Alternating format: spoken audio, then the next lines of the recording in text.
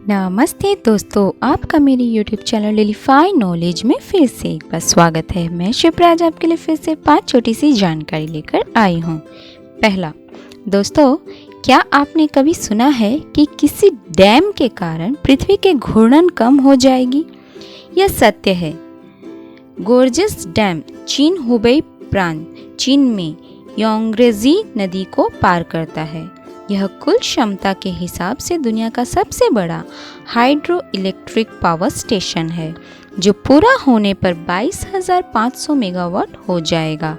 जब जल स्तर समुद्र तल से 175 मीटर पर अधिकतम होता है, तो बांध द्वारा बनाए गए जलाशय की लंबाई लगभग 660 किलोमीटर और 1.12 किलोमीटर चौड़ाई है। जलाशय का कुल सतह क्षेत्र 1045 वर्ग किलोमीटर है और यह 662 वर्ग किलोमीटर भूमि के कुल क्षेत्रों में बाढ़ लाएगा।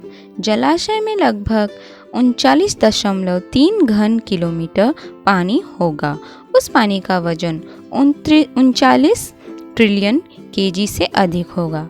39 ट्रिलियन केजी पानी को समुद्र तल से 175 मीटर ऊपर उठाने से पृथ्वी की जड़ता के क्षण में वृद्धि होगी और इस तरह इसका घूर्णन धीमा हो जाएगा। हालांकि प्रभाव बेहद छोटा होगा। नासा के वैज्ञानिकों ने गणना की कि इस तरह के द्रव्यमान में बदलाव से दिन की लंबाई केवल 0.06 माइक्रोसेकंड बढ़ जाएगी। दूसरा, दोस्तों, क्या आप मिस्र के पिरामिड के बारे में जानते हैं? मिस्र के महान पिरामिड को खुफू पिरामिड के नाम से भी जाना जाता है। इसका निर्माण लगभग 2500 ईसा पूर्व लगभग 20 वर्षों में किया गया था। यह 481 फीट जितना ऊंचा है। पुरातत्वविदों का मानना था कि यह लगभग 3800 वर्षों तक दुनिया की सबसे ऊंची संरचना थी। अनुमान है कि 2,300,000 पत्थर के ब्लॉक इस पिरामिड को बनाते हैं।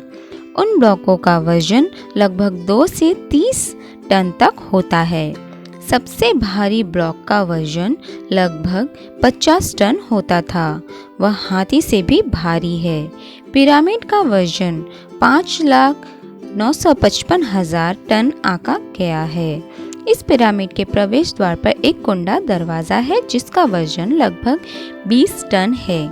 इसे अंदर से आसानी से खोला जा सकता है, लेकिन बाहर से इसे ढूंढना बहुत मुश्किल था, क्योंकि यह संरचना के साथ पूरी तरह फिट बैठता था। मिस्र के इस पिरामिड का आंतरिक तापमान स्थिर है और पृथ्वी के औसत तापमान के बराबर है, लगभग 20 डिग्री सेल्सियस। पिरामिड गुलामों द्वारा नहीं बनाए गए थे।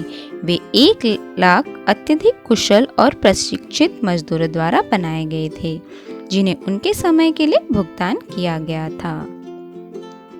तीसरा, दोस्तों, क्या आप सोच सकते हैं कि हम मनुष्य भविष्य में सांप की तरह विषैले हो सकते हैं? एक नए अध्ययन के अनुसार मनुष्य एक ऐसे बिंदु पर विकसित हो सकता है जहां दूर के भविष्य में हमारी लार सांप के समान जहरीली हो सकती है।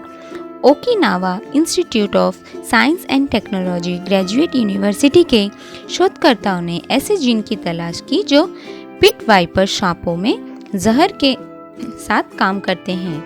उन्होंने पाया कि मौखिक जहर विकसित करने के लिए आवश्यक आनुवंशिक नींव सरीसृप और स्तनधारियों दोनों में मौजूद है। यह सुझाव देती है कि मनुष्य जहर थूकने के लिए विकसित हो सकते हैं। अध्ययन सांपों में जहर ग्रंथियों और स्तनधारियों में लार ग्रंथियों के बीच एक अंतर्निहित आणविक लिंक का पहला ठोस सबूत भी प्रदान करता है। ऐसा करने के लिए उन्होंने ताइवान के हाबू सांप की विष ग्रंथियों का इस्तेमाल किया। इनमें से लगभग 3000 जीनों की पहचान की। इसी तरह के जीन कई अलग अलग स्तनधारियों जैसे चिंपैंजी, इंसानों और यहाँ तक कि कुत्तों में भी पाए गए हैं।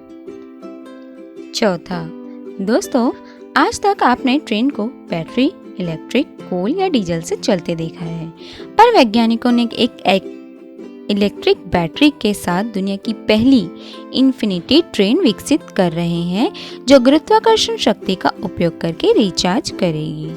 वैज्ञानिक $50 मिलियन के बजट की मदद से विकसित कर रहे हैं।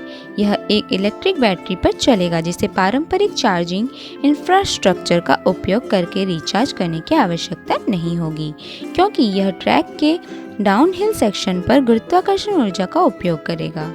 ट्रेन को धीमा करने के लिए ब्रेक लगाने का घर्षण फिर से बिजली पैदा करेगा और सैद्धांतिक रूप से इसका मतलब है कि लोकोमोटिव सामग्री और एक दिन लोगों को बिना रुके ले जा सकता है।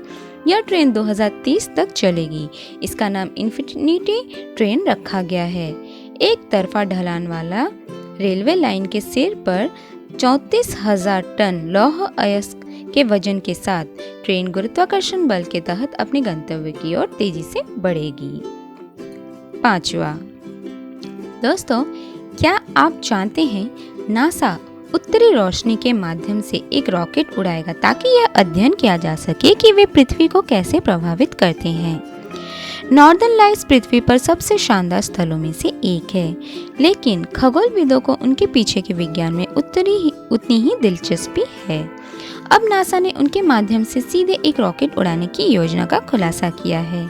यह अध्ययन करने के लिए हमारे ग्रह अपने चारों ओर अंतरिक्ष के साथ ऊर्जा का आदान प्रदान कैसे करता है।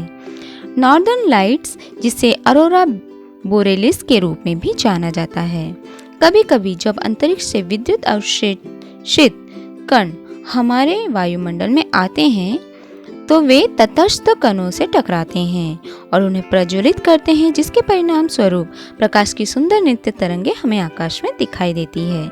हालांकि अरोरा व्यापक सीमा परत को भी हिलाता है और यह इस परत पर प्रभाव है कि नासा अपने आगामी मिशन पर अध्ययन करने की उम्मीद करता है।